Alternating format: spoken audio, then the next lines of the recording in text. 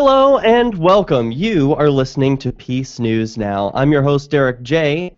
Catch me at derekj.me, where I produce all sorts of liberty-oriented media for you. This show is a 2-hour live call-in show hosted on the Liberty Radio Network, broadcasting from Keene in the Shire. You can dial in, share your thoughts, 443-424-8347. That number spells out Hi-Fi Civ Dis, as in civil disobedience. We talk a lot about peaceful resistance here on this show, things you're not allowed to do, and things you might want to do even though you're not allowed. One of them is that the Confederate flag has been banned in Los Angeles, a place that many people would call freedom-oriented. Well, not so much if you want to wave your Confederate flag. But not just that. We've got bigger stories about people who are pulled over for not having a bike light, then arrested for having a gun. That was right here in New Hampshire. One of Free Stater, Porcupine community member. We'll talk about that from the union leader. Plus, the Huey P. Newton Gun Club leads an open carry rally in South Dallas. Christopher Hitchens went on his very own victimless crime spree in 2004. The feds have banned a school's beloved pink cookie. Gucci Mane jailed for 3+ years for gun ownership. Plus, she accused her husband of downloading child porn, and now she has the felony. All these stories and your thoughts, you can also Skype into the program by sending a contact request to PeaceNewsNow. That'll be accepted, and then we'll put you on the air.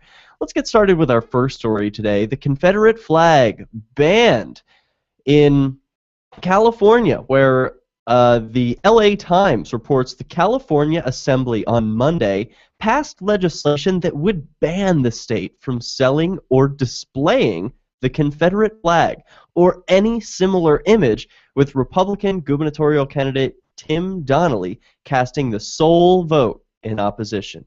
Just one guy? Seriously? Is that all there is in Congress for people promoting freedom? Not saying Confederate flag is for freedom, but if you're for free speech, you've got to be for people being allowed to fly whatever kind of flag they want. Nazi flag, KKK flag. You got to be able to fly whatever freak flag you want. Donnelly of Twin Peaks near Lake Arrowhead said the bill violated the First Amendment, ding, ding, ding, and, quote, would silence free speech. Big surprise. Well, thank you, Donnelly, for being the only politician in California's assembly to have his head screwed on straight. Quote, we shouldn't be here picking the kind of speech that we like.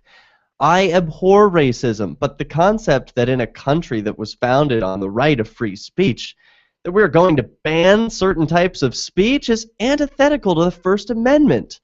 This is exactly what the First Amendment is about. And when I was a kid growing up, hearing about the Bill of Rights and how important the First Amendment and all these secured rights are, I thought, well, yeah, duh. Doesn't everyone know that free speech is totally sacred, is totally important, that without free speech, society would crumble into tyrannical regimes? No. Not everyone does know that. It's one of those things that needs a constant reminder. You might not need a constant reminder, but if you're one of those people who has this thought always in the back of your head, like, hey, just because I don't like what someone's saying doesn't mean they don't have a right to say it. Free speech is more important than that. Then you've got to be one of these voices standing up when policymakers are looking to ban a particular type of fabric. It's ridiculous. Quote, I'm not standing here defending the symbol, he said. I'm standing here defending the principle that the First Amendment should apply in all state buildings of all places. The legislation passed 72-1 and now heads to the state Senate for consideration. Well, likely if something passes in the House that overwhelmingly, the Senate is going to move along with it as well.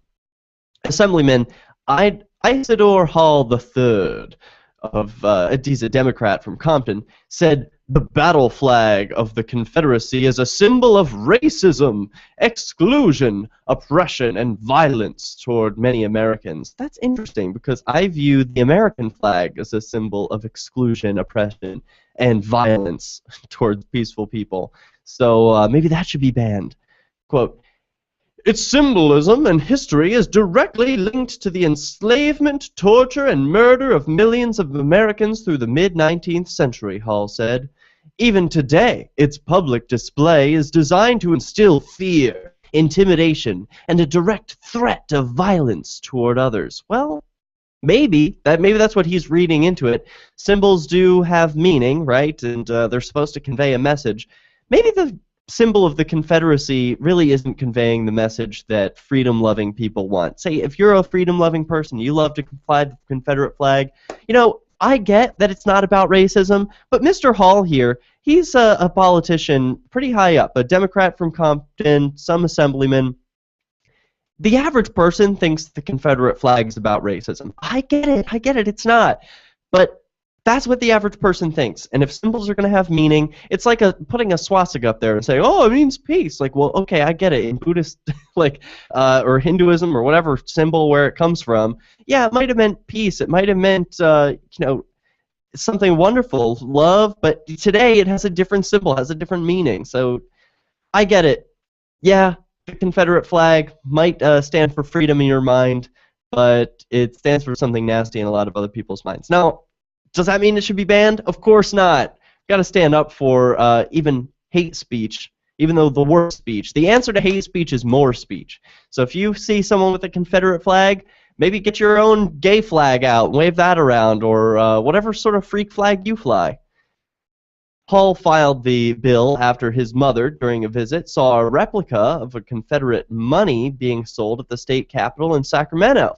An image of the Confederate flag is on those bills. Oh, I see. So some politician said we should ban Confederate symbols after his mother went to the Capitol in Sacramento and saw a Confederate flag on a bill being sold. Please. Talk about busybodyism and protectionism. This guy, oh, my mother saw something she doesn't like, and now I have to ban everybody. Talk about making the world safer, nerfing the world. I mean, are we going to put foam mattresses all over everything? Just keep everything safe, make sure no one gets hurt, cover all the displays over with tarps so no one can see the art because it might have a history that people don't like. And anyone with slavery symbolism, those statues should be covered up because that's bad. Remind people of bad things. That stood for slavery. Republican Donald P. Wagner, Republican in Irvine, spoke in support of the measure. He said that contrary to Donnelly's concern that the legislation would infringe upon free speech, the bill was limited to the state's commercial conduct and, quote, was tailored in a way that was entirely appropriate. It would pass First Amendment muster. Or so he says. So these politicians, they come up with these rules written hundreds of years ago. Then they say, you all agreed to these, right? And then they try and pass new laws totally exempting the original ones. Oh, gosh, it just makes no sense. So, all right, Confederate flag banned. That was an interesting story. These politicians think they can do whatever they want and that free speech is not important. Well, you know what is important? The Second Amendment. And here comes that one under fire here in Manchester, New Hampshire, where a story comes from the UnionLeader.com. Quote, Manchester police officer Robert Biffshaw stopped a man on a bicycle riding without a headlight at 12:43 a.m., so just after midnight on Wednesday, at Pearl and Bridge Streets. That was this past Wednesday. Biffshaw said Benjamin Hops, age 30, of Manchester, was initially evasive in responding to his questions, but consented to a search of his backpack. Uh-oh. You never want to consent to a search, Benjamin. Should know better than that, especially if you move to New Hampshire for more freedom. We'll see what happens to Benjamin when Peace News Now returns. There's time for your thoughts and calls. 443-424-8347 or Skype Peace News Now.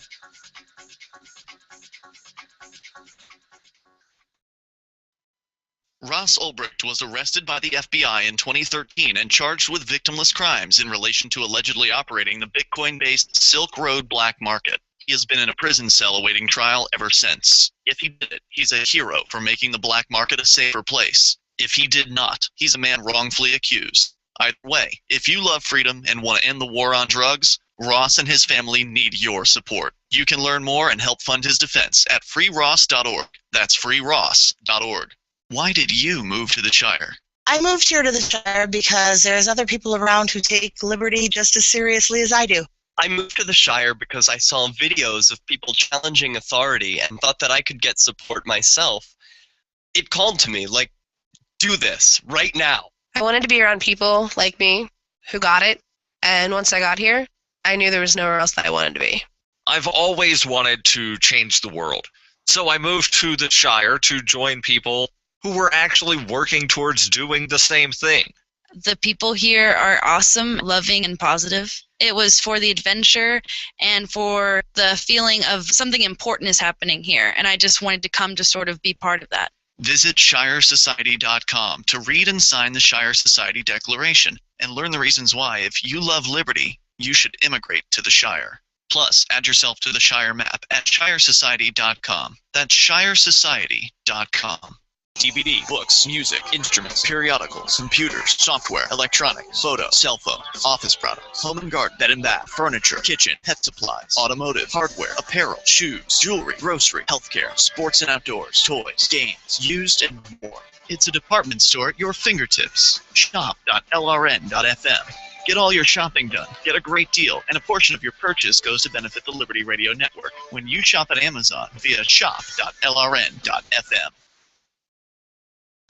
35% of U.S. credit accounts are facing collection agencies. Of that 35, almost 40% are the result of medical bills. Before uninsured friends or family go in for medical treatment, send them to AsiaRunLikeHellGuide.com. No computer tracing, no tracking cookies. They will not go on a list. Privacy matters. Just tell us what you need, get a quote. Fractions of U.S. prices. AsiaRunLikeHellGuide.com.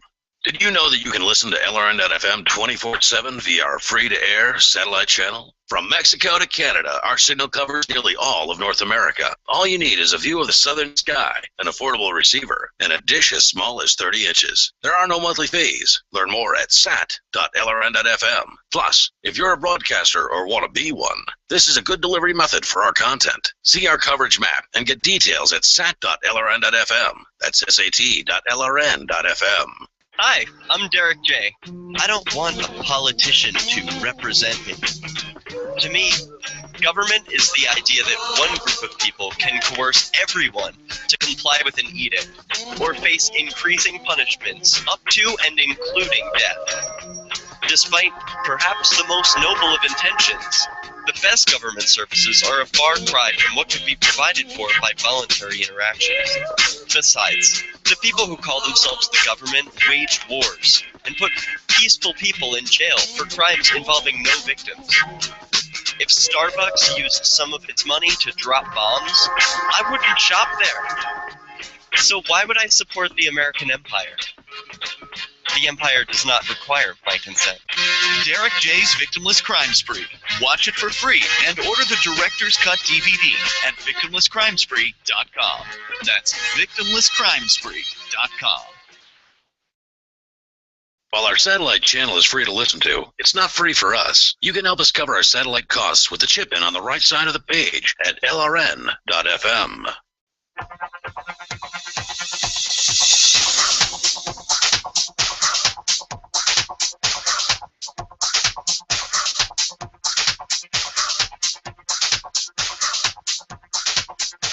Uh-oh, Manchester police officer finds a gun in a cyclist's backpack. And it turns out he's a Free Stater. Oh man, he should have known better. Alright, let's figure out what's going on here. So, Bifsha is the name of this officer. And he said that Benjamin Hops, age 30 of Manchester, was initially evasive in responding to his questions. I can imagine a Free Stater would be, am I obligated to answer your questions? You know, under what obligation am I? Am I free to go? Am I being detained? Questions like this. Questions police normally don't get, but probably pretty used to from the Free Staters. So, which are, by the way, I forgot to mention, Free Staters are people who have moved to New Hampshire for more freedom as part of the Free State Project. You can learn more about that at freestateproject.org. The idea is to have 20,000 liberty-loving people all move to the same geographic location and then get active for freedom so that we can achieve it in our lifetimes. That's the goal, that's the project, that's what's happening. And I'm here as a part of that. So is Benjamin. We don't know each other, but I'm reading this story about him from theunionleader.com. So as Bifsha began unzipping his first compartment, Hops said there was a handgun in the backpack. Well, because Hops didn't have a concealed carry permit for the loaded handgun, he was charged with carrying a firearm without a license. Hops was released on $1,000 personal recognizance bail and scheduled for arraignment September 24th in Circuit Court, Manchester District Division. So that's going to be the lower level court. It's a small slap on the wrist here in New Hampshire. I think the fine is something like $40, and that's it, if he's found guilty. Now, of course, he's going to resist this. I'm sure he's going to plead not guilty, and that there's going to be a whole trial about all this. If it were me, I would make them work for that $40 if they're going to get it anyway. But this all comes down to a stupid specific rule. So over the water in Vermont, the neighbor to New Hampshire, there is no concealed carry I mean, there might be a permit there that you can get if you want one, but you don't need one. The Constitution is your carry permit, they say. It's constitutional carry, meaning your right to bear arms shall not be infringed. Now, there's lots of other places that say, we don't really care what you say. We're going to infringe on your freedom to carry anyway. A place like Live Free or Die, New Hampshire, is one of those places because they have a shall issue permit for their guns, for their concealed carry license. I was recently denied a concealed carry license. So it's not so easy to get in a shall issue state. And one of the fears is that they're going to target activists about this issue because they know activists like me like to carry guns to defend ourselves. Makes us a target for law enforcement if you don't follow their little rules, fill out their little piece of paper, pay the little $10. So it's just picking on them. So the issue was apparently, well, we'll learn about this, what's in this article, but it says in the law that a handgun, you could carry one in your backpack in New Hampshire if you wanted to, if you just took the magazine out. So the magazine is the thing that holds all the bullets. If your gun is unloaded, you can have it with you anywhere concealed. So if I don't have a concealed carry license right now, but if I were to take the magazine out of my gun, make sure it's unloaded, and stick the magazine in my pocket and the gun in my pocket, well, because the magazine isn't in the gun, it is not loaded, so it's not a loaded concealed weapon. Pretty simple. I know it's a little confusing, but if there is a bullet in the chamber, that gun is loaded. If there's a bullet in the magazine, that gun is loaded, according to the police. So, all right, almost 3 hours later, at 4:38 a.m., while Bifsha was conducting a hotspot patrol on the west side, patrolling an area where there have been multiple thefts from vehicles in the past, a man suddenly appeared between two parked vehicles behind 76 Notre Dame Ave. Bifsha reported that when he approached the man and ordered him to stop, Brian Malcolm, age 30 of Manchester, initially refused to stop. When Malcolm did, said Bifsha, he flashed a knife, possibly 9 inches in length. Malcolm was throwing the knife from hand to hand, but finally responded to Bifsha's order to put it down. But then, Malcolm brandished a beer bottle. Bifsha said Malcolm dropped the bottle as soon as he was ordered to do so, but Malcolm wasn't done. He pulled a baseball out of his pocket and began to walk away. When Malcolm finally responded to the order to stop, he put down the baseball, and Bifsha said he took him to the ground, where the two men struggled, with Malcolm refusing to pull his right hand out from under his belly so Bifsha could handcuff him.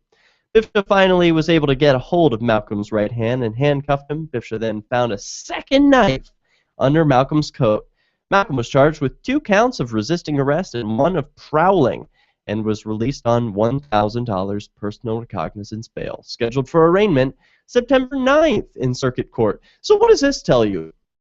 A man who's noticeably, visibly violent tossing a knife from hand to hand, a bottle, a baseball, weapons. A man who's displaying weapons and prowling around gets the same bail as a guy who's got his headlight out on his bicycle, is found with a gun that he admits to having, and he gets his arraignment 3 weeks sooner.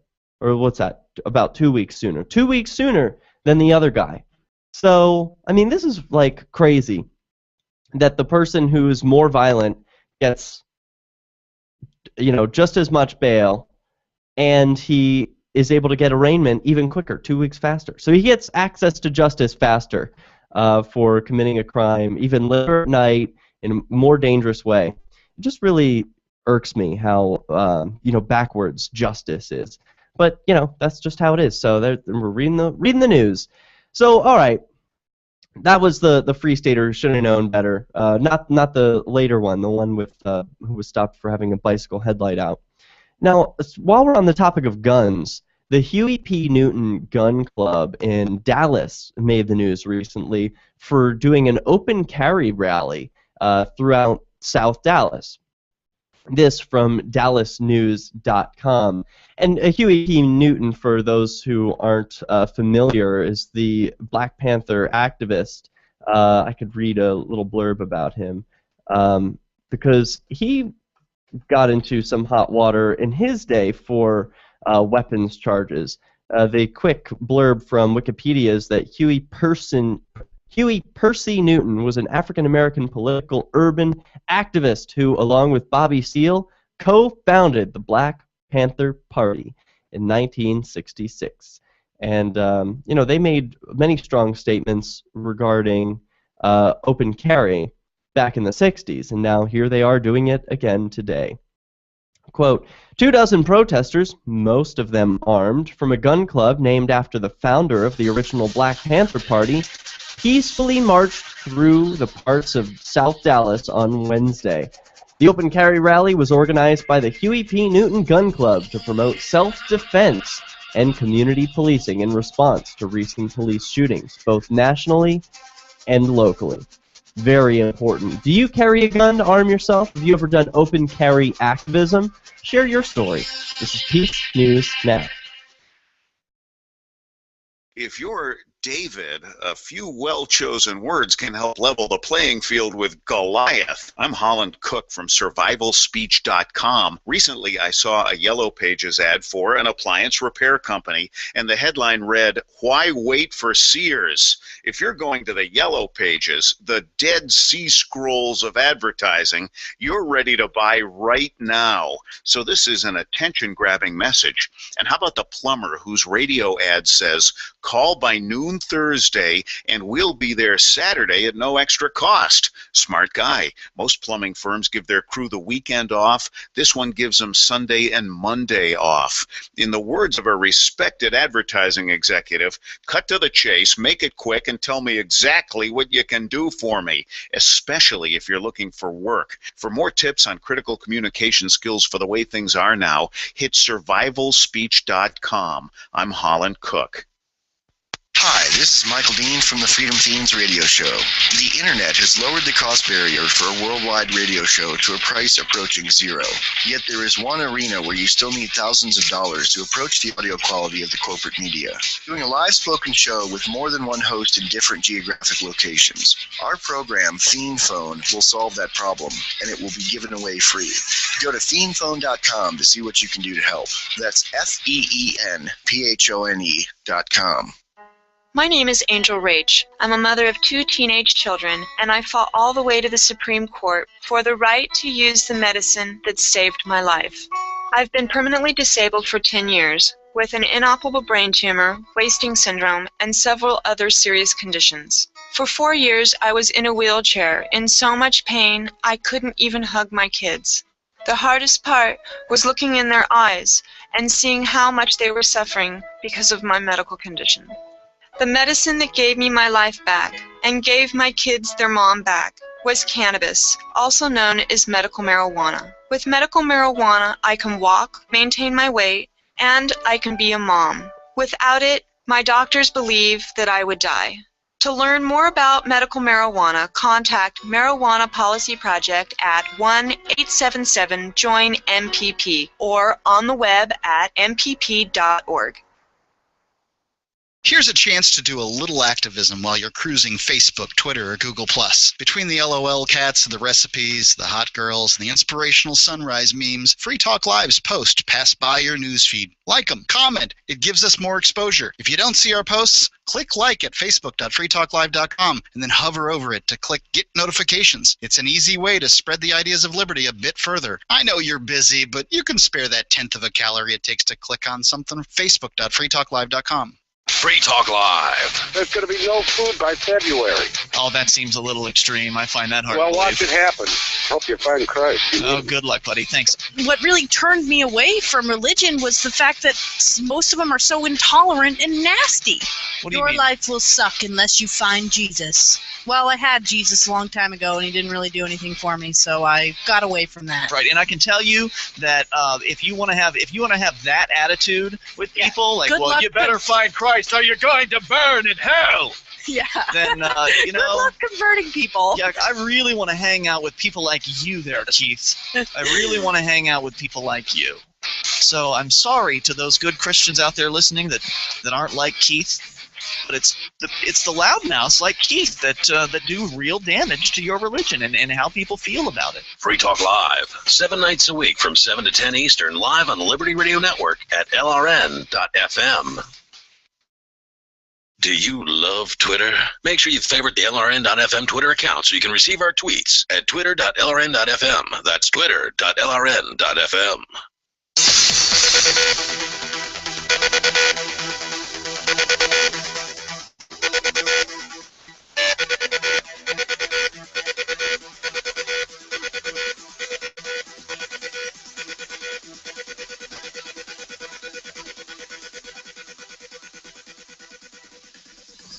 Welcome back to the show. This is Peace News. You can share your stories of peaceful resistance or just listen to the ones I've got. We've got plenty to fill out the show. We're talking about a story of the Huey P. Newton Gun Club where 24 protesters, most of them armed, from a gun club named after the founder of the original Black Panther Party peacefully marched through parts of South Dallas on Wednesday.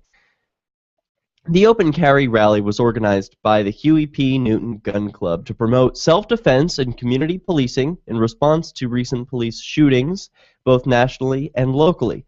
Police monitored the black-clad demonstrators, some of whom had rifles slung over their shoulders, as they walked down MLK Boulevard and Malcolm X Boulevard in the blistering heat, many chanting, "Black Power!" and "Justice for Michael Brown!" The black teenager fatally shot by police this month in suburban St. Louis. His death has touched off a string of often violent protests in that area. While the Dallas marchers frequently chanted Brown's name, they said their main goal was to shed light on local shootings by police. Dallas County leaders recently announced that they're looking into ways to change how they investigate shootings involving police officers. Well, that would be good. It would be great if the organization responsible for murdering someone wasn't also responsible for investigating themselves to see if there was any crime committed, because I think there's a conflict of interest there. Quote, "We think that all black people have the right to self-defense and self-determination," said Huey Freeman, a march organizer. "We believe that we can police ourselves and bring security to our own communities." Freeman said Wednesday's marchers planned to patronize several South Dallas businesses to keep their money in the community and teach their neighbors about their right to self-defense. At one point, the group stopped at Elaine's Kitchen, and one of the organizers there told those who were armed to display their weapons in a, quote, "safe, disciplined manner." Several cars driving past the area and honked and waved at the protesters. Established about 3 months ago, the Huey P. Newton Gun Club calls for an end to shootings by police of unarmed individuals, particularly blacks.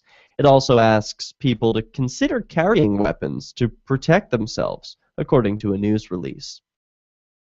Quote, We need to arm ourselves, not to attack anybody, but in self-defense, said Darren X, a representative of the new Black Panther Party. Quote, we can't just let people come into our community, whether they're law enforcement or not, and just gun our people down, and there's no accountability. Dallas police officers appeared to follow the demonstrators in unmarked police cars. Toward the beginning of the 90-minute demonstration, a couple of police cars temporarily blocked off MLK Boulevard so the protesters could safely cross the street. Christina Smith, by the way, I always think it's really strange when there are anti-police marchers or people who are like, we can police ourselves, and then they're using the police to march down the street. It doesn't look good. I mean, like, you've failed. I'm sorry, but you've failed. When you're like, we don't need the police, and then you're using the police to do your march, like, sorry, man. Inconsistent. I'm not convinced. I mean, this is coming from a person who knows you don't need the police. So why are you using them for your demonstration? Dallas police officers appeared in their unmarked cars, blah, blah, blah. Christina Smith, acting commander of the police department's Strategic Deployment Bureau, said, quote, the low-profile police presence was not unusual. It's standard protocol for a non-uniformed officer to be present at all scheduled protests or rallies in order to protect the rights of the demonstrators as well as of other citizens. You know, so this is one I'm a little conflicted on because, like, with a group like the Black Panther Party, there might be some violence, not from them, but toward them. And the police are the only group, unfortunately, who's tasked with the responsibility of protecting everyone. Yeah, okay, I know they have no obligation to protect, right? But on paper, this is what's supposed to happen. The police are there to protect your rights. They're supposed to patrol and make sure that there's no conflicts. Yeah, I know. They're often the ones creating conflict. I know that. But they have to be there a little bit, right? I mean, what if something were to break out? What if something were to happen and the police weren't there? Everyone would say, oh, well, you know, without the police, look what happens. So, I don't know. I'm conflicted on that one. Until there's a situation like Detroit, or until the police just say, hey, we're going to operate on a voluntary basis. You can pay us. If not, we won't be your protectors. Until we get to a voluntary system, yeah, the police kind of need to be there. I'm conflicted on that. I don't want to see them there, but I guess they've got to be. Quote, I would rather them not be here, because there are many issues going on here with regards to police brutality, says Charles Goodson, a spokesperson for the Huey P. Newton Gun Club. But at the same time, if it helps the community by seeing the police here or makes people more comfortable, then that's fine. Yeah, that's an interesting... Sounds like everyone's a little bit conflicted about that. We don't want to see the police, but there they are. So it says... it looks like the Huey Newton Gun Club and the police are actually cooperating. There's some solidarity there. That could be a good thing, just in case there's any conflicts in the future. They have a history together that's positive. Hey, you know, I committed a victimless crime spree back in the day.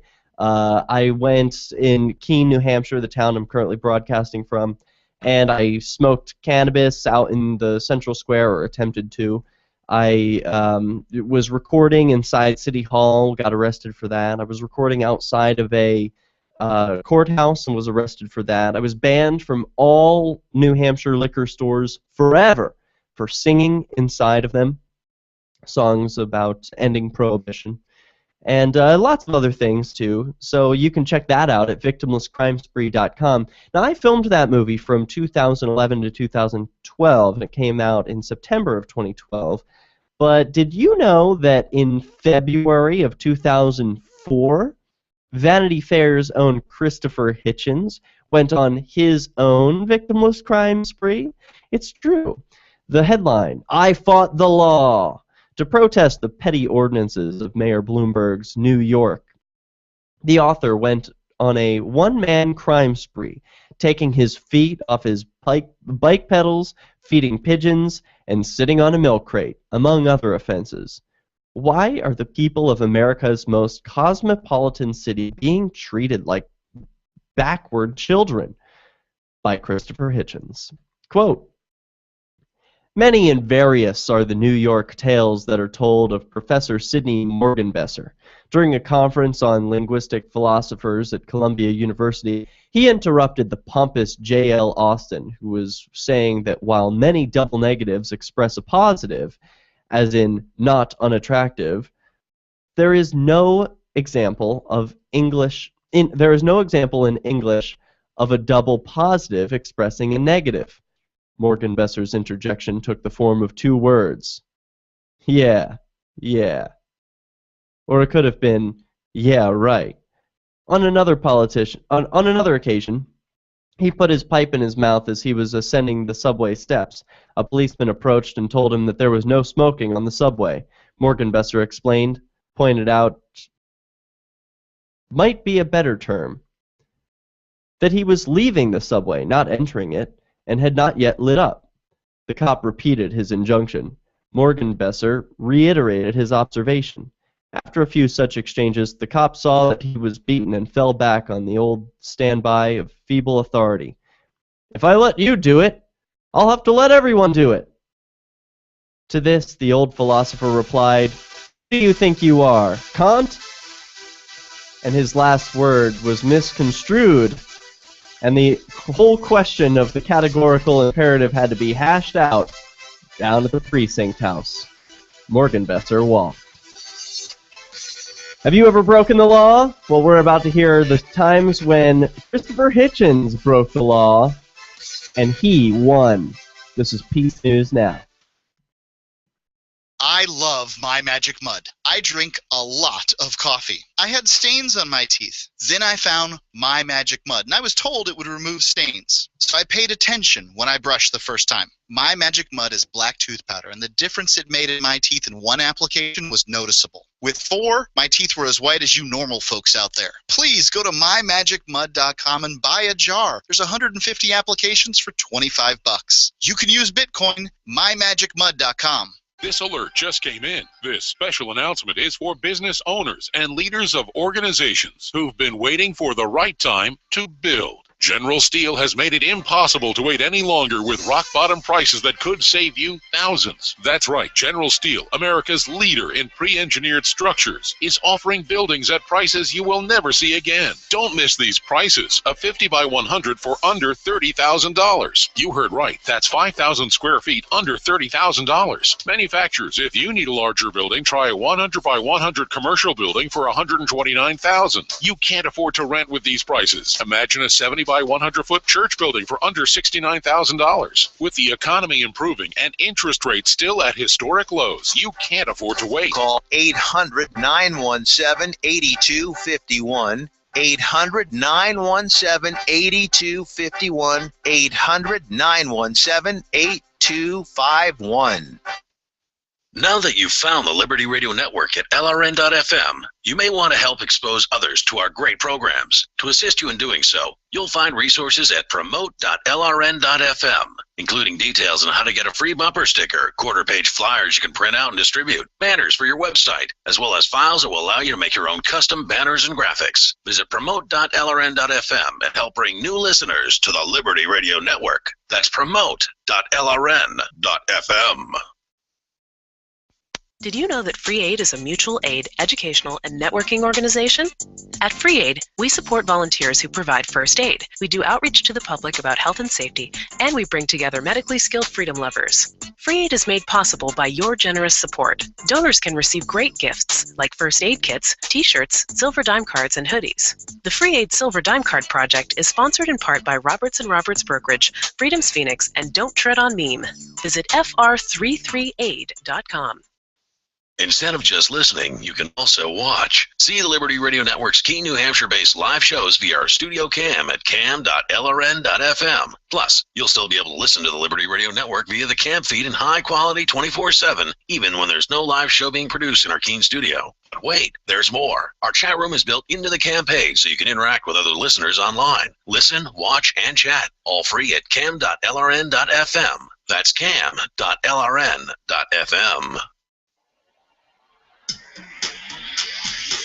Free Press Publications is an independent alternative media and publishing company founded in June 2009 with the mission of ensuring a free press for the freedom movement, and is committed to spreading the message of peace, freedom, love, and liberty. FPP also gives new authors an avenue for publishing freedom-oriented material. FPP brings you daily news and commentary at fpp.cc, as well as weekly news in the FPP Freedom Minute and Peace, Love, Liberty Radio at fppradio.com. The monthly newspaper FPP News at news.fpp.cc, and books at shop.fpp.cc. Find FPP online at fpp.cc. That's fpp.cc, as in Creative Commons. Listen to LRN.FM on any phone, anytime. 213-493-0309. That's 213-493-0309.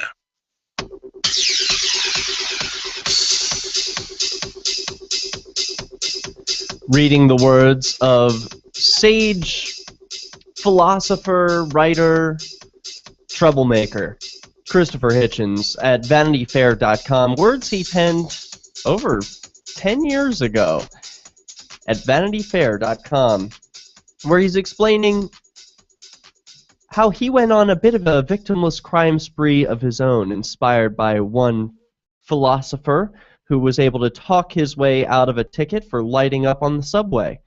And he explains that, in my opinion, is the way that New York is supposed to be. Irony and a bit of sass, combined with a pugnacious independence, should always stand a chance against bovine officials who have barely learned to memorize such demanding mantras as zero tolerance and no exceptions. Today, the professor would be stopped, insulted, ticketed, and told that if he didn't like it, he could waste a day in court, or several days dealing with the bureaucracy, or both. Take the case of Brian Bowie, who owns the Mekong restaurant in Soho. Like everyone else, he's been deprived of the choice of allowing his customers to smoke.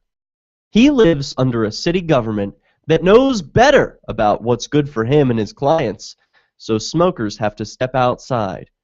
But is that the end of it? By no means. You see, there's no smoking allowed under an awning. So Mr. Bowie was fined $200 for allowing one of his guests to smoke in that space. But the awning was, at the time, retracted. Never mind that, said the inspector who wrote the ticket. There was a canopy involved. Thus, a hard-working Vietnamese was penalized for, in effect, having an awning in the first place. He was also told by the judge that he hadn't made a good faith effort to police his guests or to draw their attention to this anomaly. Upon the second occasion that he was cited, again at a time when the awning was retracted, Mr. Bowie went to court and won. But it cost him $3,000 in legal fees to prove that the health department and the city's judges were unclear on the law. In fact, the law these days is very clear.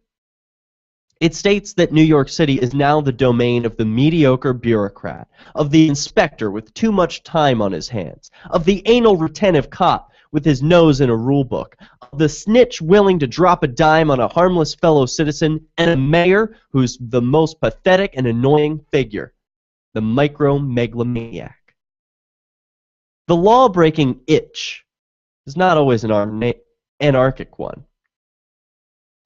In the first place, the human personality has, or ought to have, a natural resistance to coercion. We don't like to be pushed and shoved, even if it's in a direction we might choose to go.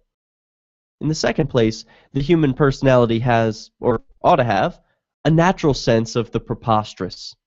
Thus, just behind my apartment building in Washington, there's an official sign saying, "Drug-free zone."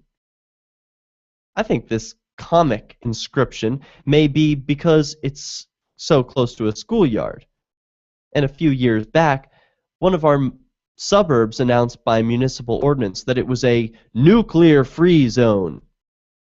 I don't wish to break the first law, and if I did, wish to do so, it would make me or any other local resident no more than one phone call and a 10-minute wait.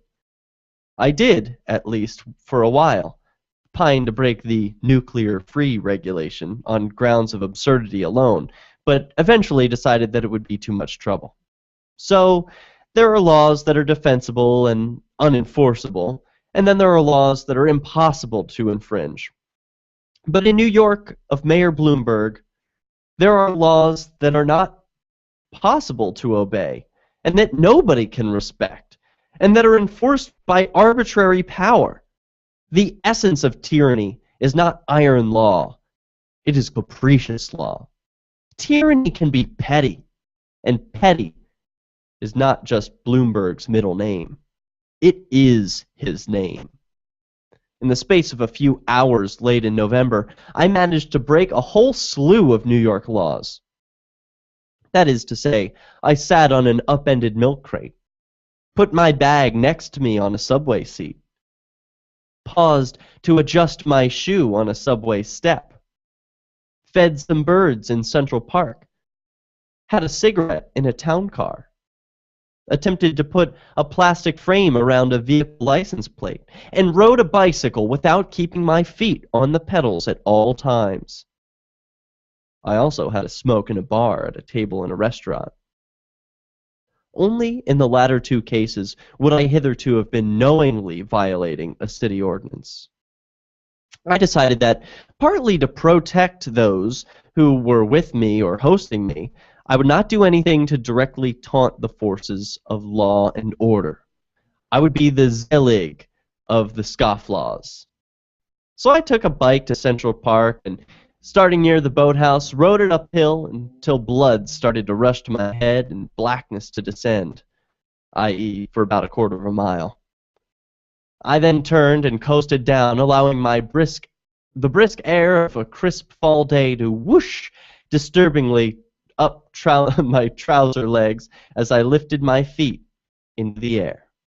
I compounded the offense by having no bell on my handlebars. This was a mid-morning on a weekday, with almost no traffic, but that was just the luck of the draw.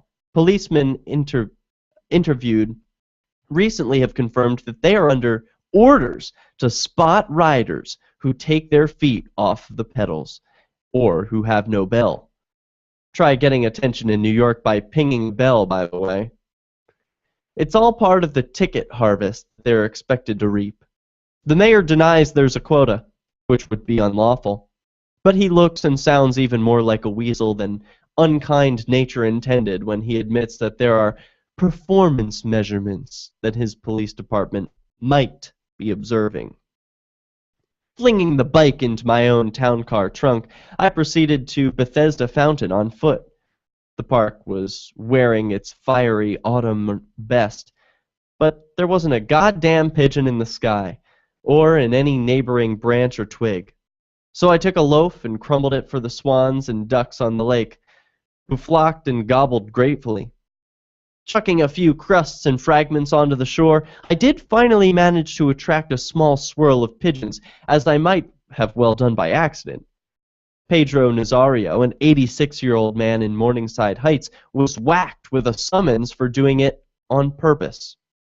The citation specified pigeons, but I would like to know how anyone scattering crumbs can be responsible for the avian species he or she manages to nourish. Old people and children are often fond of feeding birds, but Bloombergism wants them to understand that they'd better stick to sparrows, thrushes, or starlings if they know what's good for them. Deciding on a downtown lunch after this orgy of lawlessness, I asked my town car driver if I could have a cigarette. He was a smoker himself, but he told me that we'd both be breaking the law if we lit it up. The said law defines these cars as enterprises or some such, in any case as mobile containers of atmosphere that can fall under fatherly and authoritarian regulation. For some reason, almost all the drivers of these vehicles were born in Russia or the Ukraine and live in Brighton Beach.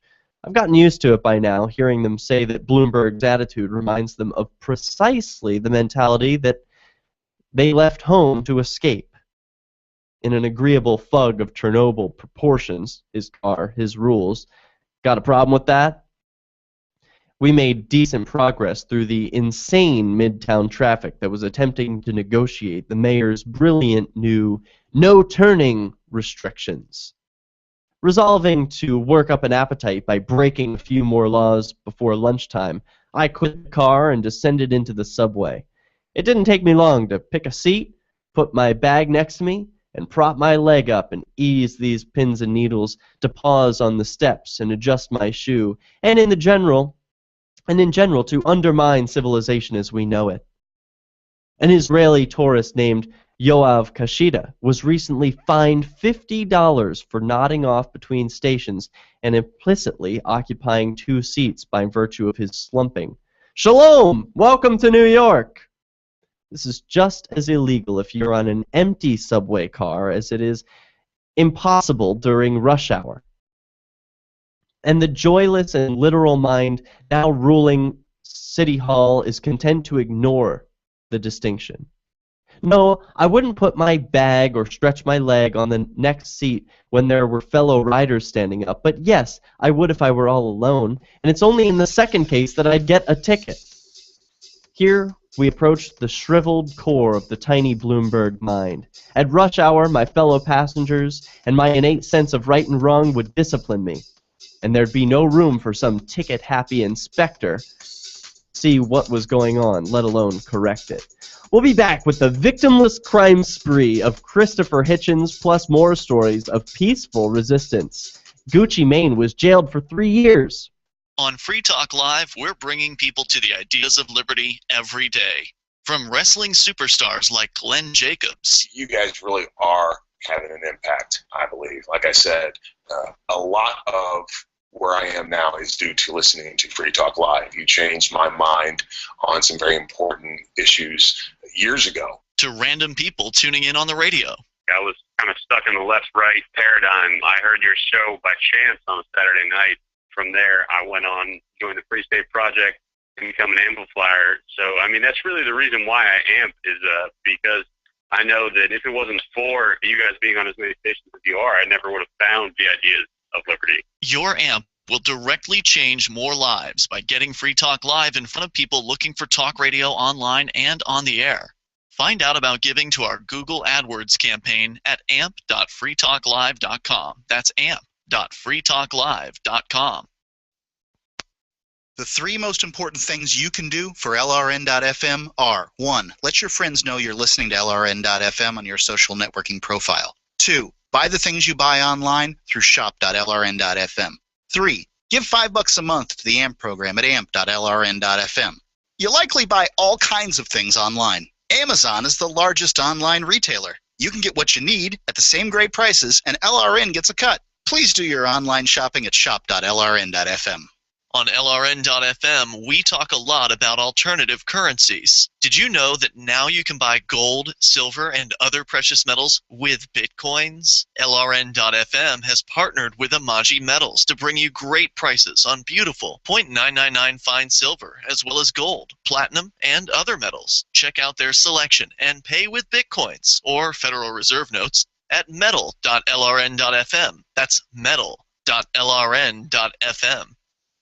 More Peace News Now is coming up next, live after the news, here on the Liberty Radio Network, LRN.FM.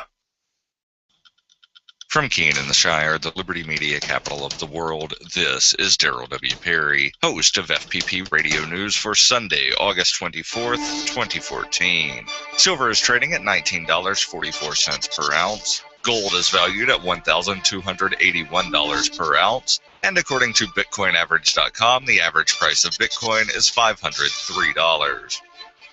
Antiwar.com reports the U.S. is moving close to direct military intervention in Syria once again, but this time focusing on ISIS, not the Assad government. Having long cynically armed the Syrian rebels against Assad, with a lot of those arms going to ISIS, they've changed their allies of convenience. Now, reports have the U.S. government providing targeting intelligence to the Assad government against ISIS, in particular giving them intel on the location of ISIS leaders. The reports say the U.S. is funneling the intelligence to Syria, still officially an enemy, by the way, of Germany's BND. The changing narrative is likely to go public eventually as well, however, with Syria hoping for a long-term rapprochement. The great thing, from the Syrian perspective, is that they don't actually have to change their behavior, and they can go from a nation the U.S. is angrily condemning for its brutality to a U.S. partner in the war against the newest enemy in the newest U.S. adventure. With talks of U.S. military intervention in Syria growing, the U.S. would no doubt prefer to have Assad on board, since they can claim to be operating at the request of an ally, even if it's an enemy turned ally for the sake of war. The wild card in all of this is Israel, which has for a while been touting ISIS as preferable to Assad on the notion that Assad, as a Shiite, is closer to Iran than ISIS would be. U.S. officials are also touting the Assad military's airstrikes having killed Abu Musa, an ISIS press official. It wasn't so long ago the U.S. was griping about every Syrian airstrike regardless of the target. FPP Radio News is brought to you by Roberts & Roberts Brokerage. For over 35 years, Roberts & Roberts has been a trusted source for buying and selling your investment-grade precious metals. They now take Bitcoin for purchasing precious metals so you can turn your profits into a long-term investment. Call Roberts & Roberts today for knowledgeable advice on investing. 800-874-9760. Reuters reports President Barack Obama has ordered a review of the distribution of military hardware to state and local police out of concern at how such equipment has been used during racial unrest in Ferguson, Missouri. A senior Obama administration official said on Saturday that the president ordered the examination of federal programs and funding that enable state and local law enforcement to purchase such equipment. Images of police wielding military-style guns and armor have shocked many Americans following clashes that were triggered by the fatal shooting of Michael Brown 2 weeks ago. Obama wants to know whether the programs, which were expanded after September 11, 2001, are appropriate and whether state and local law enforcement are given proper training. The review will be led by White House staff, including Domestic Policy Council, the National Security Council, the Office of Management and Budget, and relevant U.S. agencies, including the Department of Defense, Homeland Security, Justice and Treasury, and conducted in coordination with Congress. Obama signaled he would review the programs at a White House news conference on Monday when he said he wanted to make sure police were purchasing equipment they actually needed because there is a big difference between our military and our local law enforcement, and we don't want those lines blurred. FPP Radio News is brought to you by Coinbase. Coinbase is a simple and secure online Bitcoin wallet for sending, receiving, and storing Bitcoin. I trust Coinbase. You should too. Get started at coinbase.fppradio.com. That's coinbase.fppradio.com. Politico reports a Florida judge ruled Friday that the state's reconfigured congressional map will take effect for the 2016 elections. Leon County Circuit Judge Terry Lewis, who ruled in July that the state's map was unconstitutional and ordered the legislature to fix 2 districts in particular, ruled Friday that Republicans' tweaks to the maps were enough to comply with Florida's Fair District Amendment, which prohibits the legislature from taking politics into consideration when drawing the congressional districts. Lewis also said that the 2014 elections would carry on under the maps he previously threw out. He said in his decision, "My duty is not to select the best plan, but rather to decide whether the one adopted by the legislature is valid." This has been FPP Radio News, online at fppradio.com.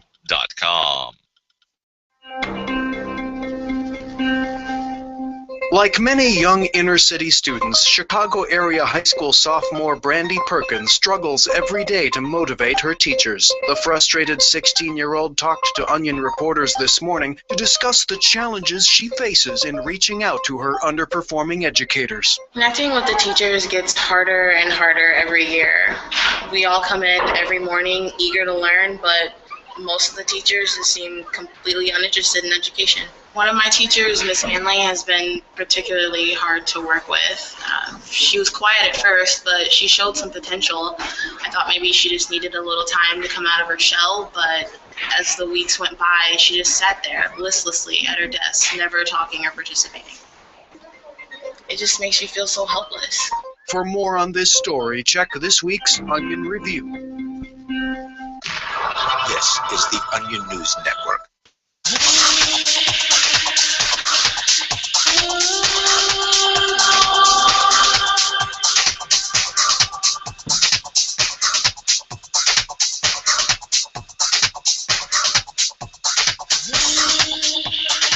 Oh, it's so nice to hear that intro and outro music. You know, this music originally came from another show called Flaming Freedom. It was then called Prometheus Unchained. And sadly, today was Flaming Freedom's last day on air on LRN, the Liberty Radio Network at lrn.fm. You can check out their show at flamingfreedom.com. There's all the archives are there for you. Go check out the show. It was like a filthy, gay-hosted, Liberty-themed talk show where they talked about gay issues and how that relates to Liberty. And it was a lot of fun. I'm going to miss Flaming Freedom. And whenever I hear that intro and outro music, I'll be thinking of you guys.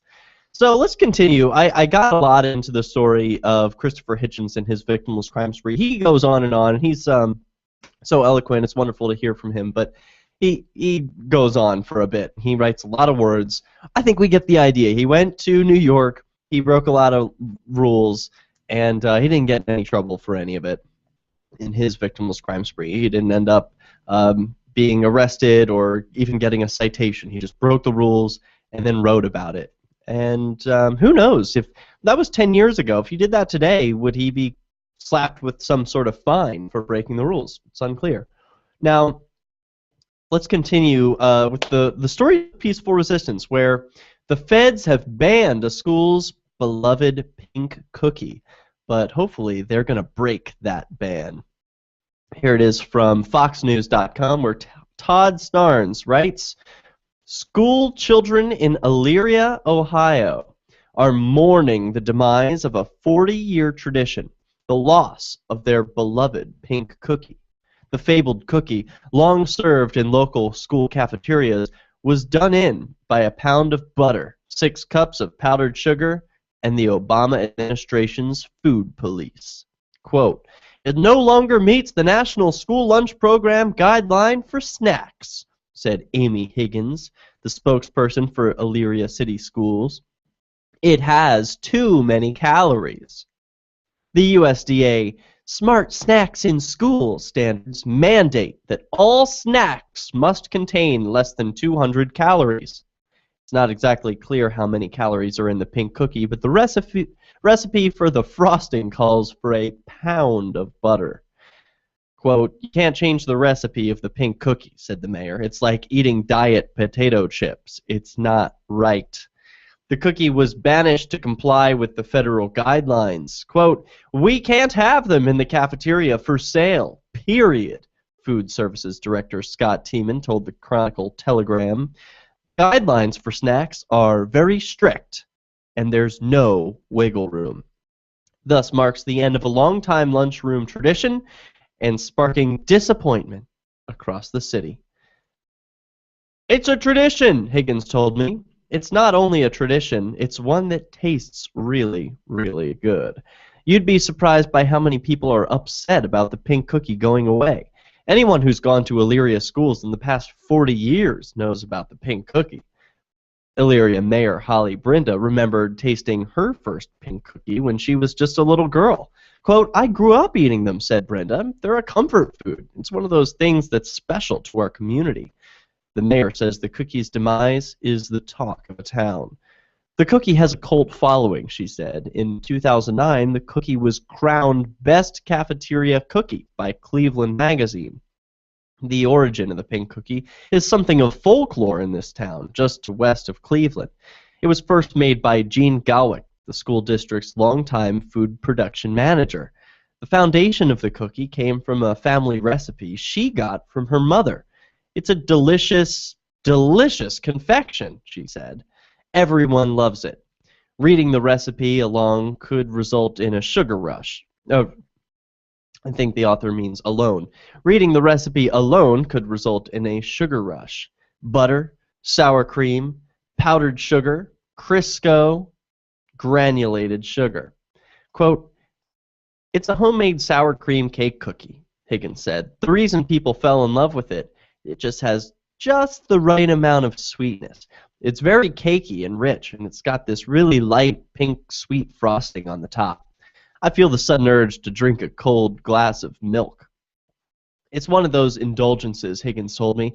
The kids really like the cookie. It's quite a unique flavor. So if the cookie is so darn popular, why not just change the recipe so that it complies with federal standards?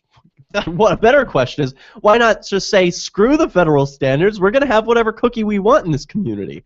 Gosh, are you really going to let bureaucrats in Washington dictate what kind of cookies can reach your lips? Are you kidding me? You people are weak.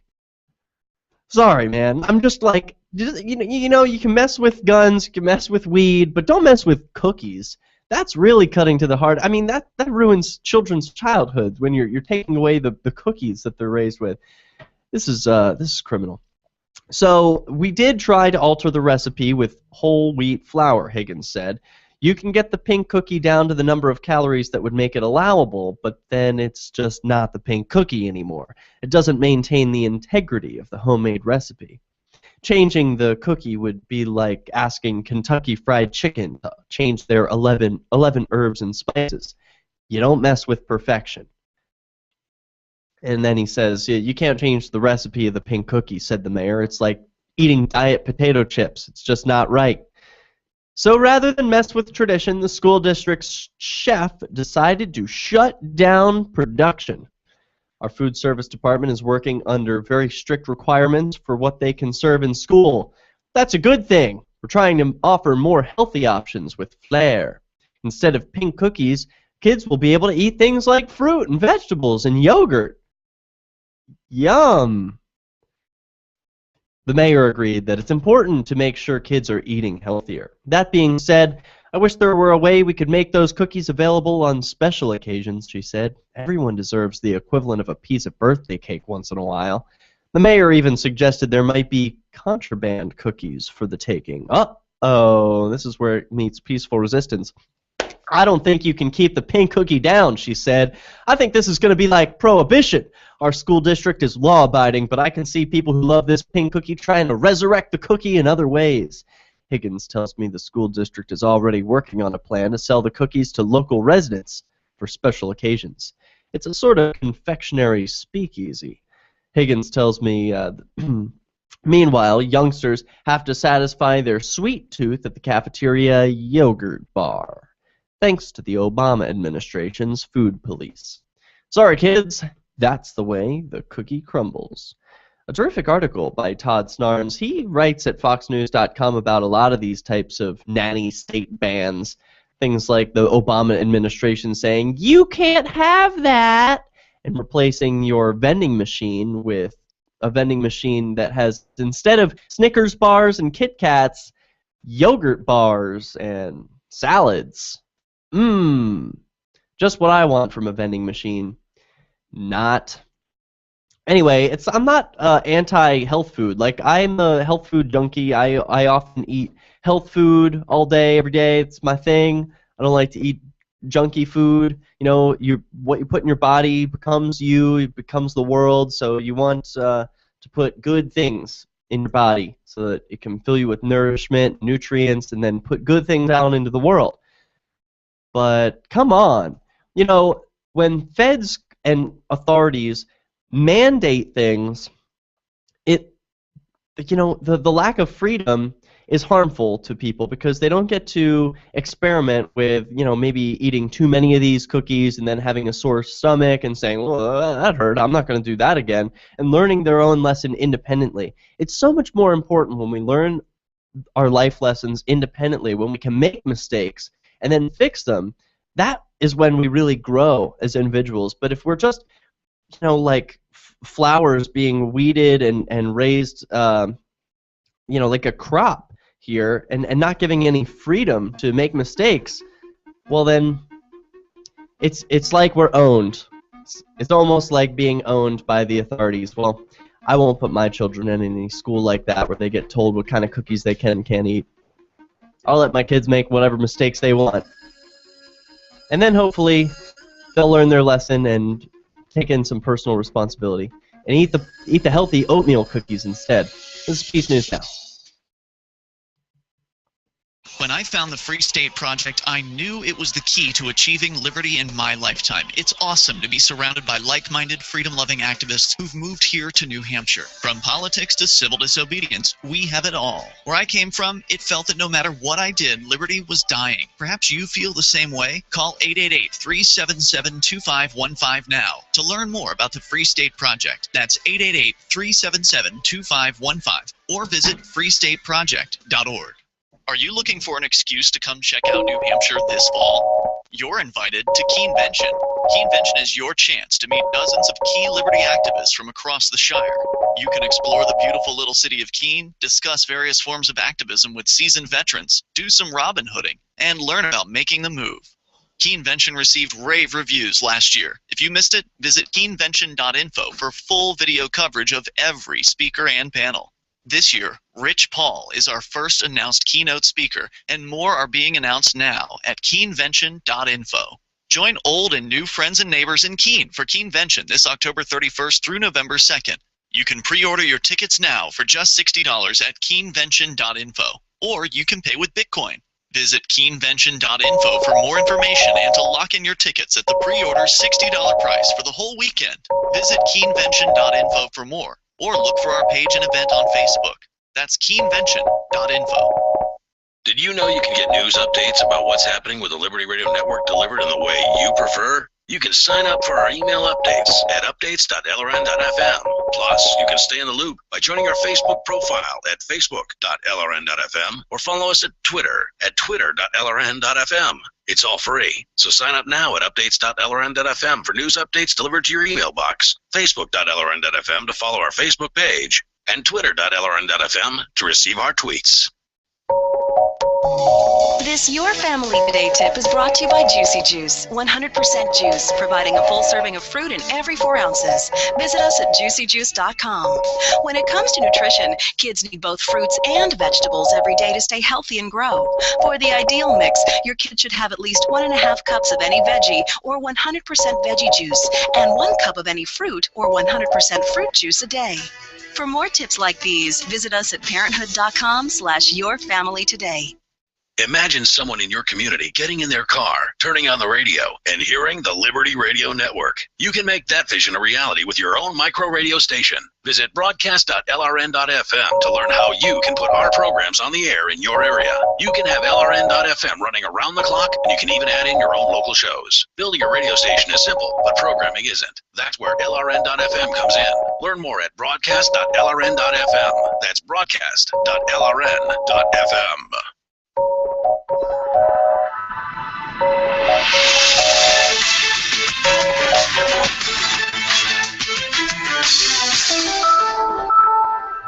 This is the Fact Zone. I'm Brooke Alvarez. Our top story tonight, Congress has passed a bill naming incomprehensible shouting the official language of the United States. I'm sick and tired of listening to people who say that Americans should not know what to know, and that's not what it is, what the policy is. A red-blooded American is what we have in this day and age. Under the new law, public school classes will only be taught in incomprehensible shouting, and government agencies will no longer offer translators to non-shouting speakers. In addition, a new test will be added to the naturalization process, whereby potential immigrants must prove they have a working knowledge of incomprehensible shouting before they're granted citizenship. The movement started in 2008 with the grassroots organization called Americans, We're Doing It Right Because We Gotta Now, Because Who Else Right? Come on! This is the Onion News Network, a tomahawk of honesty in the skull of lies. You can interact with other LRN listeners in our message board at forum.lrn.fm. That's forum.lrn.fm.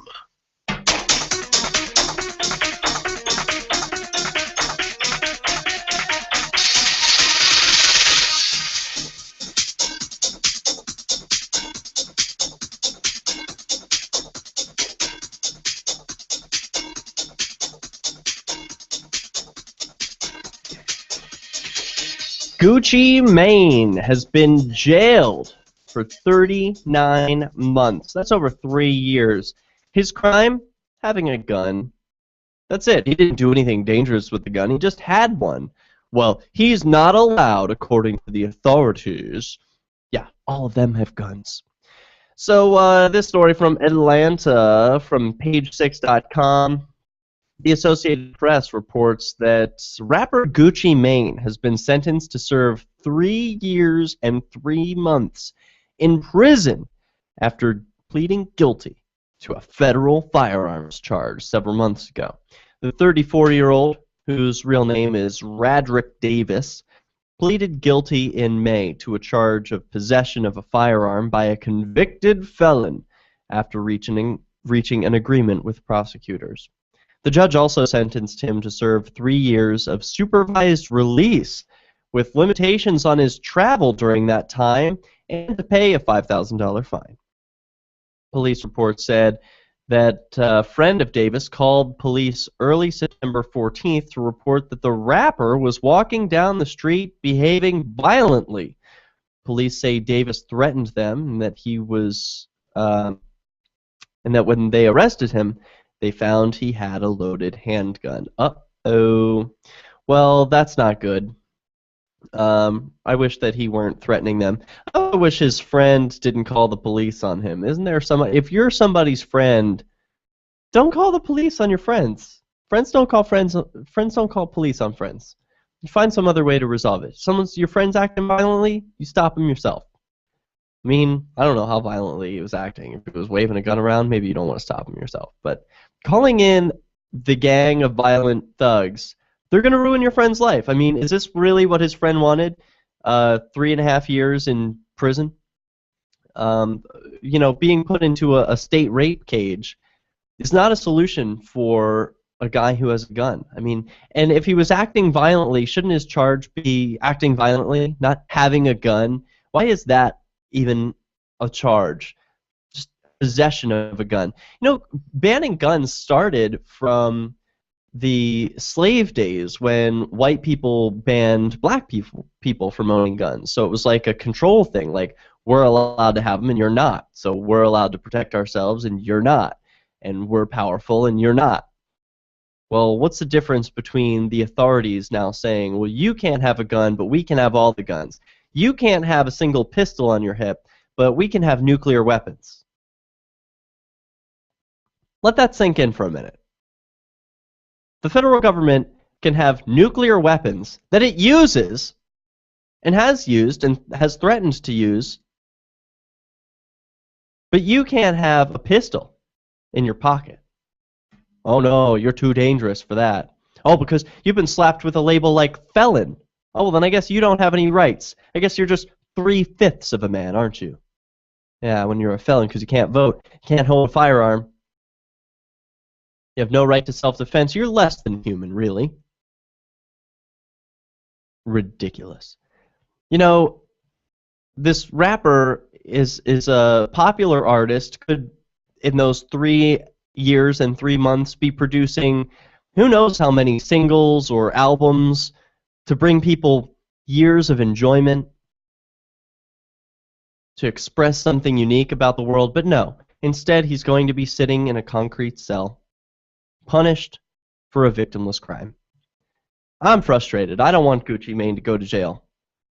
No, where are his friends standing up, or his fans standing up for him, saying, to go easy on him, to go light, to reduce his sentence, to dismiss the charge, fighting for better gun laws? I mean, do you think it'll ever come the time when, like, rappers or the rap community or people who enjoy... I don't see a lot of crossover between the rap community and the pro-gun community. Seems to me the pro-gun community is a bunch of hicks. If you'll excuse my language. And I would say I'm part of the gun community, so, I know there are exceptions to that. We're not all hicks. But for the most part, that's what it's like, and I'd like to see more, like, rappers. If you guys... I mean, you guys are really getting hit hard by the gun possession charges and convicted felon stuff. Like, I don't know. I guess people just don't want to move to New Hampshire, to Vermont, and places that have better gun freedom. That's what it would take. There's no enhancing the gun freedom where you are already at. You're in Florida, you're in New York, forget about it. You're in California? No. But there are places that have firearm freedom, and if that's something that's important to you, maybe you should consider voting with your feet. You know, there was an interesting thing that happened recently, speaking of New Hampshire and them rewriting the laws. You know, I talk about how they have good firearm freedom here, but the New Hampshire Firearms Coalition sent out a press release 2 weeks ago saying, "Action needed, bad changes to carry license application." And the author, Jonathan Evans, the president of the New Hampshire Firearms Coalition, writes, quote, "As I write this letter, your rights are under direct attack. Without notice and without prior solicitation of comments from the public, a bureaucrat in Concord," that's the capital in New Hampshire, "has exceeded his statutory authority and added new requirements to the New Hampshire pistol, revolver, concealed carry license process. In the past, we've warned you about legislative proposals that give too much discretionary power to bureaucrats because they're unaccountable to the electorate. It's why we've fought so hard for things like shall issue licensing, and it's why we ask you to attend committee hearings in Concord to provide legislatures with the perspective of the law-abiding gun owner. But we live in troubling times where lawlessness and disregard for established procedures have become the rule. You see, cynical politicians, taking their lead from President Obama and the Chicago-style tactics he's applied in Washington, have decided that with a phone and a pen, and without legislative authority, they can instead just make up the rules as they go along. It disgusts me to report this brand of lawlessness has now reached all the way to Concord. Last week, 3 new questions mysteriously appeared on the New Hampshire pistol and revolver license application form, 2 of which are irrelevant to the statute and invite rogue police chiefs to deny permits for flimsy, unsubstantial reasons. Quote, "Did the TSA ever mistake you for someone on the terrorism watch lists? Were you ever denied a pistol license in California or New York because the police chief didn't think you needed to carry a gun? Did you forget to write down the details of a Massachusetts pistol license you had back in the 80s? If so, these changes to the application form make it so a New Hampshire police department could deny your application, even though none of these disqualifies you from receiving a license under the law." And it gets worse. The previous application contained something on the back of the form that has now been removed. An important protection of your rights. It seems like it's going this way. These bureaucrats think that they can get one over on you by changing some of the language on these application forms. There shouldn't be an application. You have a right to self-defense. What if the key to achieving liberty in your lifetime was to move together with others who think like you? Liberty activists are joining the Free State Project, which is over 70% of the way to its goal of 20,000 participants. And they're already making the move to New Hampshire. The successes are piling up and are proving the Free State Project is a real movement and no longer just a great idea. When you're planning your move, consider Keene. Keene is famous for its civil disobedience and non-cooperation, and there's plenty of political opportunity as well. From demonstrations and vigils to outreach and volunteering, there's a lot going on in Keene. Keene is the liberty media capital of the world, with television, talk radio, and more, all originating here. Though it's more than just activism, with regular social events each week. See what's happening at freekeene.com and get connected with video, audio, free books, a forum, and activist tools you can download and use in your area at freekeene.com. That's freekeene.com. Are you a political activist who does things that the government might not like? Then this free ebook may save your life. Rats is your guide to protecting yourself against snitches, informers, informants, agents provocateur, narcs, finks, and similar vermin. Rats was written by OG libertarian Claire Wolfe. Rats is a short book, easy to read, and available free in many formats. Download Rats free at rats-nosnitch.com. That's rats-nosnitch.com. Did you agree? Did you totally agree? I'll bet that you did. But did you read the agreement? There are 7 billion people on Earth, and there are over 6 billion active cell phone accounts right now. And every one of them came with an agreement. Billions have already agreed to allow entities that they do not know to use and abuse every feature of their mobile devices. Your computer activity is monitored and archived. Your car is tracked, and even your face is scanned.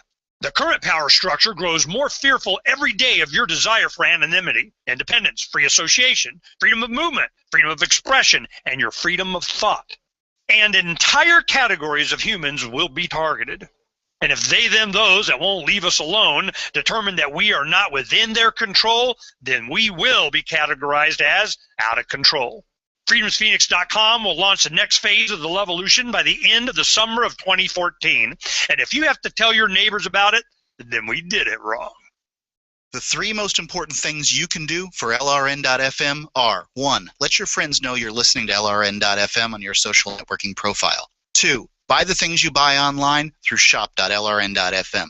3. Give $5 a month to the AMP program at amp.lrn.fm. It's my firm belief that the AMP program is the best use of your charitable dollar among liberty-oriented groups. Support all your favorite organizations, but make sure you give $5 a month to the AMP program at amp.lrn.fm. Since time began, tyrants have taken aim at personal liberties. Now there's a movie that aims back. The government has no more right to tell us what to put in our bodies than they have to take our guns or tell us what books we can read. 6 drug police were eaten by bears while raiding a marijuana farm. On your knees, you dirty hippies! Jesus. On your knees! What's the problem, officer? Today, many cops who enforce pot laws do so only because it provides them with cushy jobs, good benefits, and a chance to push people around. I was an undercover narcotics officer. The drug war is nothing but a farce. The Second Amendment says you got to keep you and your gat intact. Guns and Weed, The Road to Freedom. A film by Michael W. Dean and Nima Badavi. DVD available now at gunsandweed.com or on Amazon. That's gunsandweed.com. Makes the perfect gift. Remember, that's gunsandweed.com. If you enjoy LRN.FM, please contribute to your favorite shows via their websites and become an amplifier at amp.lrn.fm. That's amp.lrn.fm.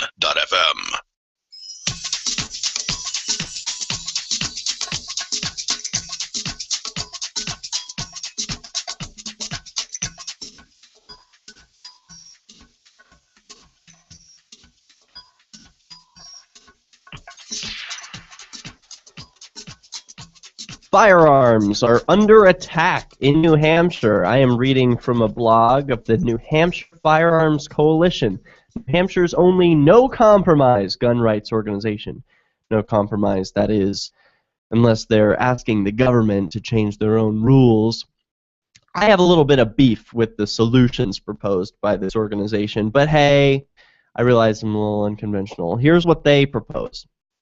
They say it gets worse. They're talking about a couple of questions have been added to the New Hampshire pistol application license. So, you know, New Hampshire is one of those states where you can walk around with a gun on your hip, loaded, no problem, no questions asked, no permit required. But if you want to put that gun in your pocket, or if you want to put a jacket on and the gun is covered up, well, now it's concealed, and you need a concealed carry license. Should be no problem for most people to get. You apply at your local police department, pay $10, fill out a form, shall be issued within 10 days. Now, for people like me, sometimes there's a hang-up where the police chief says, well, I don't like you, so I'm just going to say no. You know, and then you have to fight that in court. You have to appeal to the local court. But now there's a new question, 3 new questions that have been added to the application form totally quietly, totally silently. The politicians did this of their own accord and then didn't tell anyone, thinking it would just get squeezed through. Well, the New Hampshire Firearms Coalition noticed and is getting loud about it. Here's what they say. It gets worse. The previous application contained this on the back, quote, applicants not prohibited under federal law or New Hampshire law from possession of a firearm shall be deemed suitable persons, and the license shall be issued unless the applicant is so prohibited from possessing a firearm. The burden is on the licensing entity to prove by clear and convincing proof that the applicant is so prohibited from possessing a firearm. Removing this clear explanation from the form puts the applicant in the dark and opens the door for rogue anti-gun police chiefs to unfairly deny applications in contravention of the law. Excuse me, yes, that's exactly what's happened here in Keene. If you want to support my fight against the Keene Police Department on this very issue, you can do so by going to gofundme.com/gunrights. That's gofundme.com/gunrights. There you can learn all about my application, why it was denied. You can get the full explanation all there. The letter from the chief of police saying I'm a, quote, I've engaged in, quote, assaultive or threatening behavior. That's not true. And, you know, I'm going to have my day in court September 8th. So follow that. We need you. This is the part that I disagree with. This is the solutions part of the New Hampshire Firearms Coalition. They say, we have to draw a line, and we have to do it now. The lawlessness must stop. We have to send a message to the bureaucrats in Concord that we will not abide by this attempt at enacting their own gun control agenda, least of all without notice, public comment, or statutory authority. We need you to call the Commission of the New Hampshire Department of Safety, John J. Bartholomew, and demand the prior pistol and revolver license application, the one that has helped make New Hampshire one of the safest places in the country and the world, be immediately reinstated. And this is what rings to me of feeble, it's weak begging. It's shameful. It's slave-like to say, oh, please, Mr. Commissioner of the New Hampshire Department of Safety, John J. Bartholomew, sir, please reinstate the old pistol application form so that I can apply using your old piece of paper instead of your new one. I mean, what is the freaking difference if you're asking some authority for permission to do something? Oh, there's the difference because of a couple of words on the paper asking a couple of questions. I mean, yeah, I get it. There is a difference. It's going to be a little bit easier if the application doesn't contain the extra questions, and if it says that applicants, you know, not prohibited under federal or New Hampshire law from possession of a firearm shall be deemed suitable. You know, that makes it crystal clear. I was considered an unsuitable person by the chief of police, and that's totally subjective. I mean, there's no hard and fast rule about what is a suitable person and what is not. He can just make stuff up, and then we have to fight it out in court, which is going to cost me thousands of dollars. Already has cost me over $2,000, and you know, that's not justice. When you have to buy your rights, that's not freedom. So anyway, this is a troubling issue. Yeah, it's happening in New Hampshire, and this is a place where we have to make sure that firearms freedoms are protected. But even if they're not, even if the state government and the federal government say no guns, this is still a place where people print their own guns with 3D printers. This is still a place where people peacefully disobey the edicts of government. So where there might not be firearms freedom on paper, but you can bet these homes in New Hampshire are going to be stocked with firearms. That's not changing. You know, they can change the law, but they're not going to change the culture, at least not that quickly. Sorry, that's an interesting story, and hopefully one we can get back to. If you want to chime in, your thoughts and calls are welcome. 443-424-8347 is our call-in line. You can also Skype us, PeaceNewsNow. Now, I want to get to a more troubling story. This is one that came across my news feed, and it's just so sad. You know, people, I give this warning out all the time. When you call the police on someone, you are calling the Bloods. You're calling the Crips. You're calling the biggest gang in the world, and you're asking them to come and involve themselves in whatever situation you're calling them about. So be warned of that. I don't advise it. You have to know what great power you're wielding when you pick up a phone for that reason. She accused her husband of downloading child porn. Now she's the one with a felony conviction. Blaze.com writes, quote, if you're going to accuse your husband of downloading child pornography to the family computer, you might not want to get him kicked out of the house before you try to frame him. Mary Jane Woods was convicted of a felony count of sexual abuse of children / possession of child pornography and a misdemeanor count of lying to law enforcement Tuesday, the Indiana Gazette reported. It's a story the Blaze has been following since last year. Quote, she downloaded an excess of 40 images of different acts of child pornography to the family computer, took it to the police, and said, quote, my husband downloaded all this porn, District Attorney Patrick Doherty said. Investigators found the images Woods claimed her husband saw were date-stamped between August 11th and 14th, 2013, which meant they were downloaded after Woods' husband had been forced out of the house by a protection from abuse order. Whoops! Now Woods faces 2 years in jail and $5,000 in fines for the misdemeanor. The Gazette reported with the felony conviction, it could bring up 7 years in prison and a $15,000 fine. She was convicted by a jury of 6 men and 6 women, and her sentencing was scheduled for December 15th. So here we go. She was found guilty, and December 15th is the day she goes to jail. We have some popular comments on the thread. This is just a brainless crime. I mean, if you're going to frame someone, at least have a little bit of tech experience or know what you're doing. It's pretty weak to go to the police with some lies and then go lie to them about a crime that's committed, and you actually are the one who committed the crime. I mean, that is a whole new level of stupid. Sorry, but it's true. So there's a lot going on in the world of peaceful resistance. I thought that didn't really fit the theme, but was at least very interesting.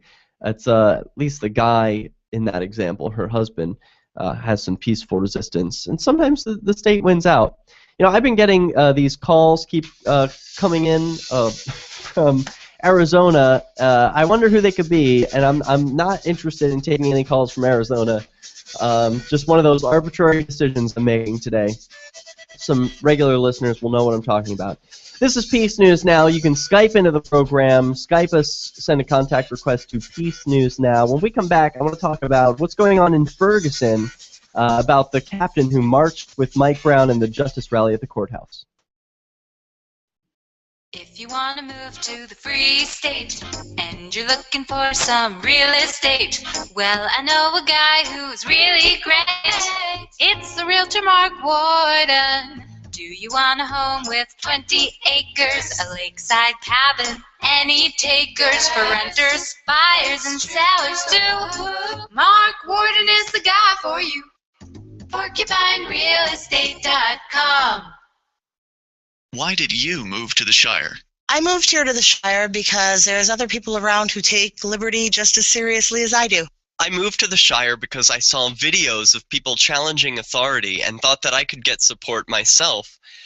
It called to me, like, do this right now. I wanted to be around people like me who got it, and once I got here, I knew there was nowhere else that I wanted to be. I've always wanted to change the world, so I moved to the Shire to join people who were actually working towards doing the same thing.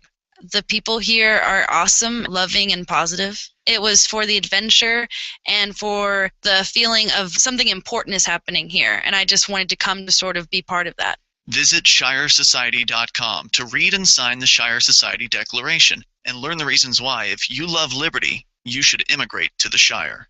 Plus, add yourself to the Shire map at ShireSociety.com. That's ShireSociety.com. If you can't listen to the Liberty Radio Network's internet streams, free satellite channel, or radio affiliates, no worries.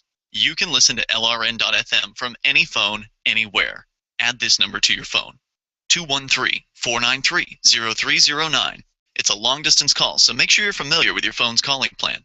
The Liberty Radio Network listen lines are locked into our stream 24 hours a day. Call 213-493-0309. That's 213-493-0309. Are you tired of governments murdering people around the world? Stop using their money. There is an alternative. Bitcoin is a stateless, free market, non-political currency. Bitcoin cannot be inflated or controlled by any government. By using their money, you are helping the state. Stop doing it. You have an incredible alternative available now. Learn it, use it, spread it. Get started with Bitcoin at weusecoins.com. That's weusecoins.com. DVD, books, music, instruments, periodicals, computers, software, electronics, photo, cell phones, office products, home and garden, bed and bath, furniture, kitchen, pet supplies, automotive, hardware, apparel, shoes, jewelry, grocery, healthcare, sports and outdoors, toys, games, used, and more. It's a department store at your fingertips. Shop.lrn.fm. Get all your shopping done, get a great deal, and a portion of your purchase goes to benefit the Liberty Radio Network when you shop at Amazon via shop.lrn.fm. I've been told no in many different ways. I give you an order and you're going to obey it. George, you can go this way. You can do that and you have to leave here. You cannot bring silence to their route. Walk with me. Well, I'm comfortable here, actually.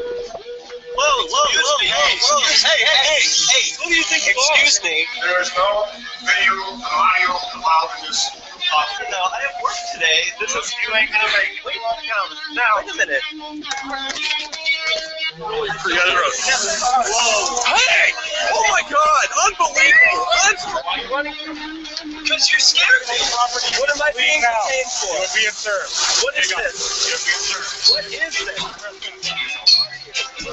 Bureaucrats have a funny way of telling people no. That's the sound of the men working on the chain. Derek J's Victimless Crime Spree. Watch it for free and order the Director's Cut DVD at victimlesscrimespree.com. You can put the Liberty Radio Network on the air in your area. Visit broadcast.lrn.fm to learn how. Broadcast.lrn.fm.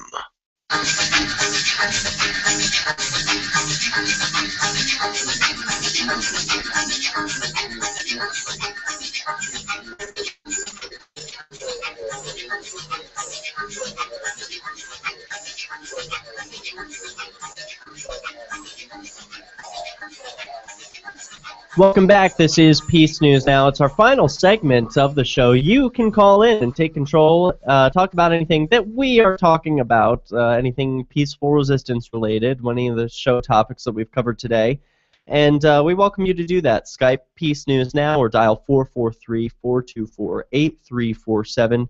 And we always appreciate hearing input from the listeners.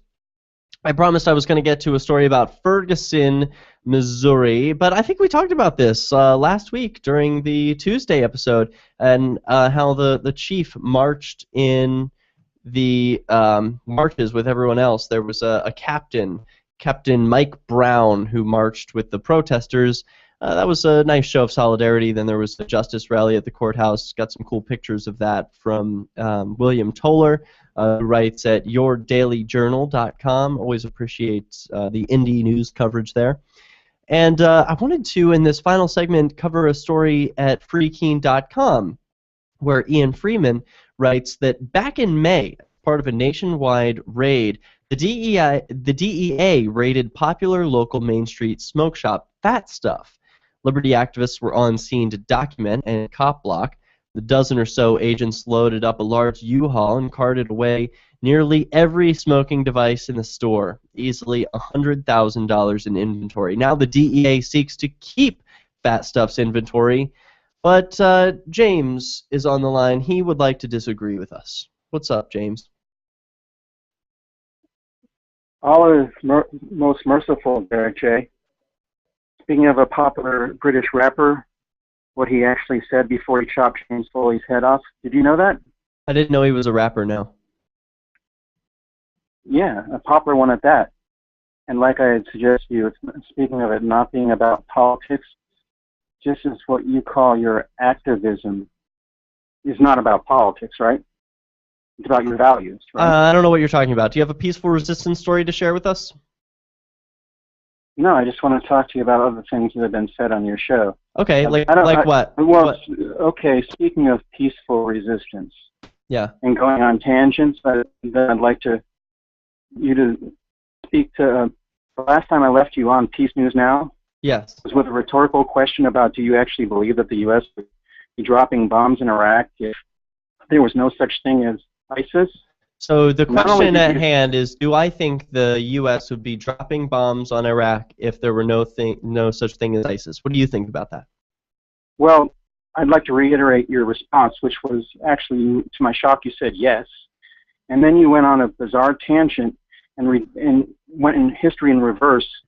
Wasn't the U.S. dropping bombs on ISIS? You justified your answer by... All right, I have the mute button here. Let's get that straight. Wasn't the U.S. dropping bombs on Iraq before ISIS? Have I been on mute? Yes, I asked you a question. Now it's your turn. The last time the United States military dropped bombs, well, they had reconnaissance flights after the military was pulled out of Iraq, asked by and done for the Iraq military. All right. So you got to make this about peaceful resistance pretty quick. Well, I want to ask you, because you say you have more imagination than others. You literally have said that on PeaceNewsNow. Yeah, that's true. So I'd love to know what would you do about a very large army and very dangerous gun toters and murderers that are on the warpath in Iraq. What would you do about them? What would I do? Why is it my responsibility? Okay, you've discussed James Foley. You brought it up. Sure. I should like to know what you would do about it to put a stop to a rapper from England ending up in Syria and then Iraq chopping people's heads off. What does your imagination inform you to tell you how to make the world a better place and for us to have peace now? That's a great question. That's a great question, and I appreciate your question, James. Thank you. So what do I do when I'm faced with a situation like James Foley, a British rapper allegedly cutting the head off of another man on camera and putting the video out there for everyone to see? For those who aren't familiar, this is a scene that just happened this week in Iraq, where there are some terrorists calling themselves ISIS. They have about a quarter of their foreign division are British. It's really strange. It's a group of militant Muslims, and they're seeking to make an Islamic state. So that's the idea, and this murderer went on camera as a covered in black terrorist, and he chopped another man's head off, James Foley, this reporter. And James, the caller in Arizona, just asked me, what do I do about that when there's this group of violent people? To that I say a few things. So, like, first of all, there's always going to be violent people out in the world, and it's not all my responsibility to do something about it, right? The only things in my responsibility are the things that I opt into, the things that I am responsible for. I mean, that's redundant, right? But like, if I'm paying for a war, then I am responsible for it. But I don't pay for that war. I don't pay for any wars. So that's none of my business. I stay out of it. I didn't tell James Foley to go over there. Maybe the people who paid him to do that have a bit of responsibility to retaliate against the people who killed him. But I don't. My responsibility is to preach peace here, today, where I am, all the time. If I'm preaching peace and if I'm living peace, then that will spread throughout the world through my own little sphere of influence. And the same is true of you and every other listener. That's how we achieve peace. Not through standing armies, not through invasions, not through drone strikes or cruise missiles. It's through living peace every day, preaching peace, ending conflicts, resolving situations nonviolently, using our imaginations. It's not, pick up a gun, send the army. I mean, oh gosh, what a lack of imagination that shows, if you think that's the best solution. No. An eye for an eye and a tooth for a tooth just makes the whole world blind. The cycle of violence has to end somewhere. And it ends with you not picking up a knife or a fist to solve your problems, but saying, I'm going to either resolve my conflicts peacefully or I'm going to walk away. And that's not appeasement, by the way. We've talked about appeasement on this show, and yeah, there is absolutely a right to self-defense, but it's not my right to defend James Foley. I don't even know who he is. I don't know if he was even really killed. I don't know the whole story. I'm not involved. Yeah, it's an interesting news blurb, but it's not me. It's not you. We are not involved. We are not implicated in this crime. So it's a great question that James raises. What do you do? when confronted with this, because it is disturbing to see stories like that, and it seems like we should be doing something about it, right? The impulse is always the government ought to be doing so. We ought to be helping the police of the world, or should send the police for it. No. Sometimes the solution is actually counterintuitive. The less you do, the more independent others become, and then they can solve their own problems. You know, there's a problem between Obama and that ISIS guy. Personally. It doesn't have to do with anything you've done. Unless you've funded the military. Then you're a little bit responsible, and maybe you should make good on that somehow. Neutralize your karma however you see fit. But for my part, I'm going to continue preaching peace. That's all I can do. Let's continue with this story about the DEA seeking to keep Fat Stuff's inventory. This was after a pretty awesome, famous, I mean, the raid wasn't awesome, but the videos were awesome, where liberty activists flocked around the store in New Hampshire on Main Street and wrote with chalk on the ground about, you know, something about the DEA, asking them questions while they were taking the glassware away, because they were really ruining a small business. I mean, this is a glass shop. They produce their own glass there. They make high-end glassware for mostly cannabis use, and they sell other items. One of them was spice during a few months ago. That was a hot-button issue where, oh, you don't want to sell synthetic cannabis because then it really messes people up and it causes serious damage.